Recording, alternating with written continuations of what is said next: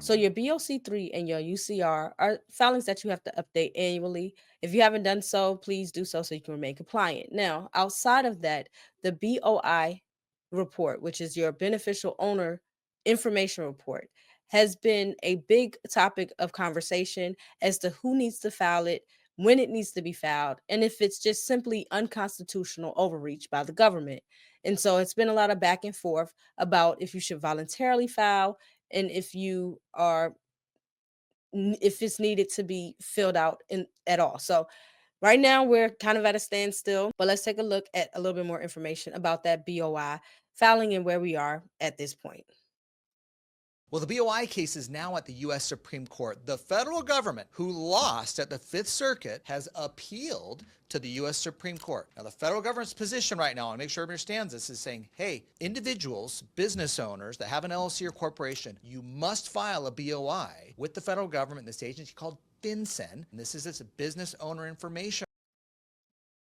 Now, just quickly, as owner operators, we do have small businesses. There are some exceptions. So make sure that you check out the website. I will leave a link in the description below so that you can understand who needs to file if this does end up being something that is mandatory for us to fill out. Now, this is not just for trucking, though.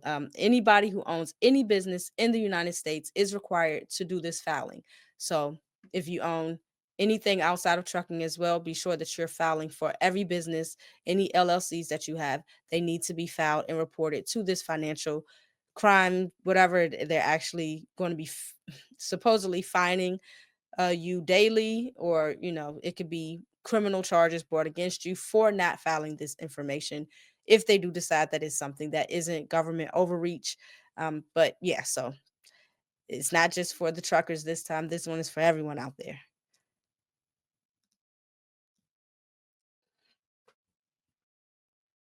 Said, you do not need to file this. This is likely unconstitutional, and there is an emergency injunction order against the federal government that says they cannot enforce this law right now. Now, the plaintiffs in the case have filed their response to the government, of course, saying this law is unconstitutional. And there have also been 25 states that have filed their own briefs to the court and have said this law is unconstitutional. This is not the jurisdiction of the federal government. We set up entities, LLCs and corporations at the state level. This is our business. Federal government, get out of it. Now, here's the status now in mid-January.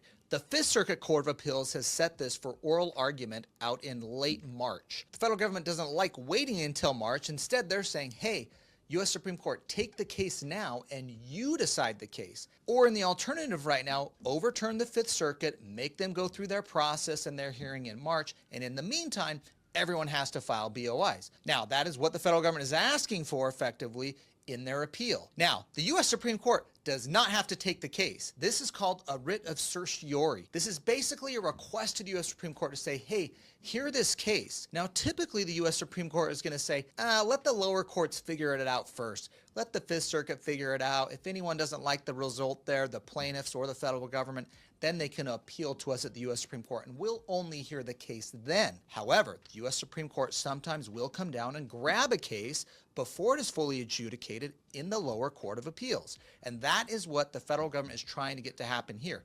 Now, they have to convince one justice. That one justice is Justice Samuel Alito.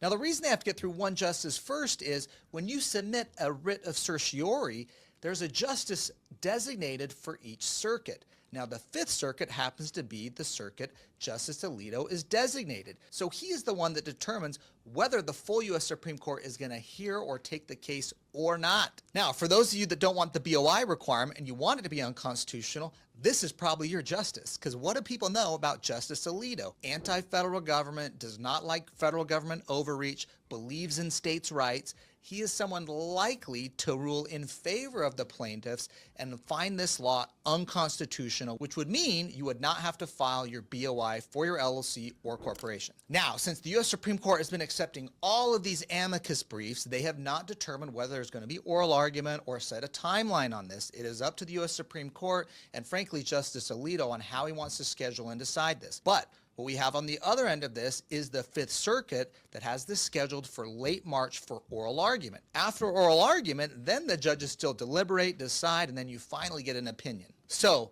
we know some certainty what the Fifth Circuit is doing, but there's some uncertainty of what the U.S. Supreme Court is doing. But right now, I want to make sure everyone understands there is not a legal requirement to file a BOI.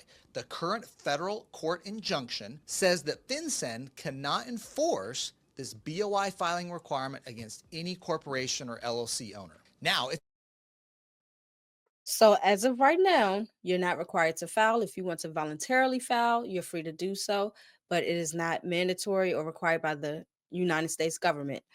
But that can flip flop at any moment, just like it's been doing for the past few weeks. So, just keep an eye out on that and we'll keep you updated as well.